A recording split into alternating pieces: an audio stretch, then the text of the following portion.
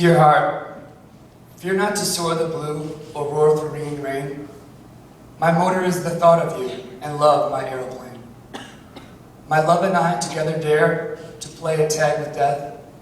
Among the singing stars we wing upon a cyclone's breath. We cheer the lightning's sudden flare, the charge of bitter rain. We risk the gale and dashing hail, for love's our aeroplane. Beside me flees along the breeze the shimmer of her hair. Her eyes, her gallant eyes, will guide and ever bid me dare. High over angry seas I sing, and safe return again. If she is near, I laugh at fear, for love's my aeroplane. Come soar through heaven's highest blue, or roar through ringing rain. My motor is the thought of you, and love my aeroplane. A great reading. We have been 6 years in the making coming to this place tonight.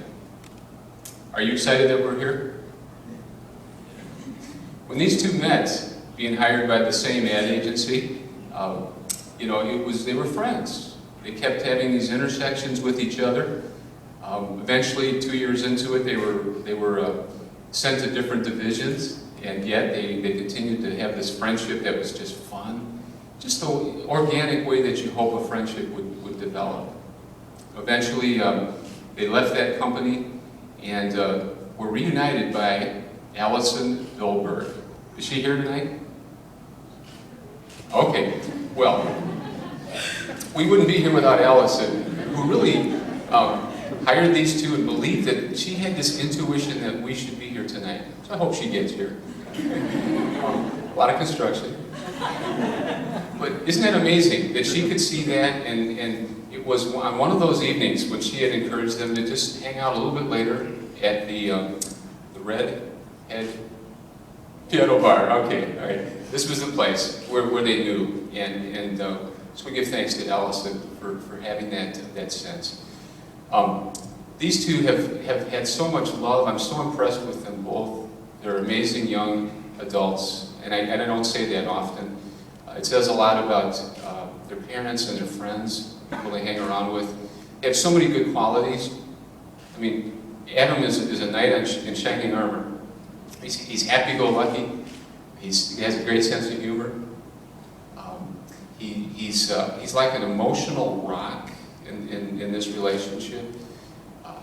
He's got this love for Lauren that is unconditional.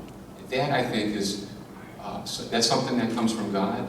That's something everybody looks for, male and female. And you found that, Lauren. And you are everything that Adam has been looking for. We have lots of Kleenex. But Lauren is a romantic soul. She's an artist. She brings a lot of feeling and emotion and spontaneity to the relationship. She's full of gratitude. She's affectionate, thoughtful, does lots of little things to let Adam know that she loves you. So would you agree with that? Yes. Even so, with all these qualities going for them, their relationship someday will be tested, as all relationships are. And I have 3 words for you that I think can help us live happily ever after together. And Adam, I think God gave me these 3 words for me, these first 3 words, for us guys primarily. And I believe now, looking back, that if we can say these 3 words at the right time, that we'll always be together. Ready? Primarily for us guys. You are right. I know it seems obvious, but it took me a long time to learn this. I grew up in a family where if we were wrong, we did not admit that very well. And the beautiful thing about just saying that to your partner when you realize that you're wrong is that it just elevates one another. It says, I see that you have a good head on your shoulders. I'm not always right. It's a good thing. It's a great relationship builder anytime you can say it. And I have 3 other words that are for all of us that I think are the most powerful, some of the most powerful words that we could put together to keep us happily ever after. These words are, I am sorry. At the right time. There's a lot of marriages that had ended because somebody just couldn't say those 3 words. That's all it needed. Just a quick story. Jane and I had been married about 10 years, and we were invited actually to a wedding. And it was just a normal day, except that the air conditioning in our car didn't work. And it was August, and it was humid. And so as I remember walking from the house to the car, I thought, I can't wait to get the car moving, because I'm already sweating.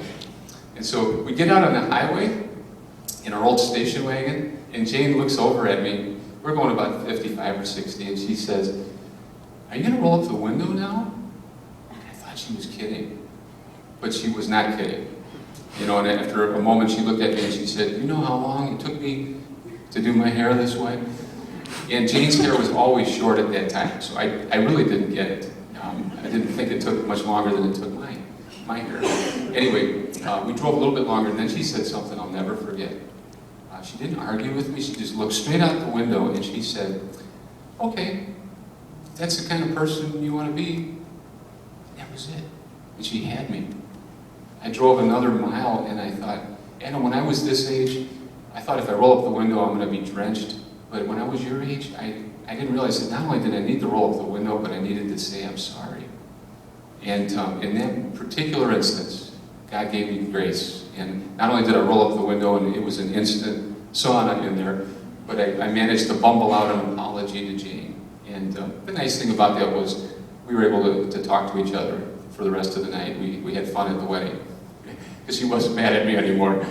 But anyway, our hope for you is that you will have wisdom to know when to say you're right, that you'll say it a lot, and that you'll have grace to say I'm sorry when it's necessary. Amen?